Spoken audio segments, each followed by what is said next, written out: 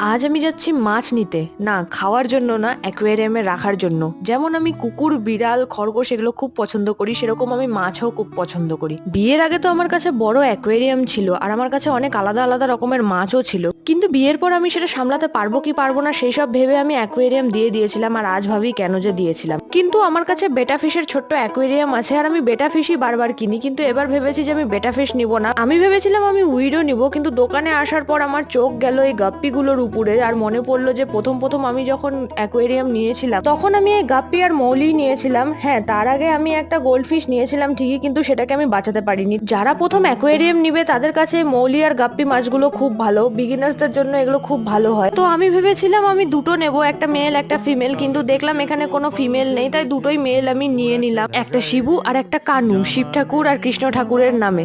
বাকি বাড়ি নিয়ে গিয়ে এদের সেটিং আমি পুরোটা পরের মিনি ব্লগে দেখাবো।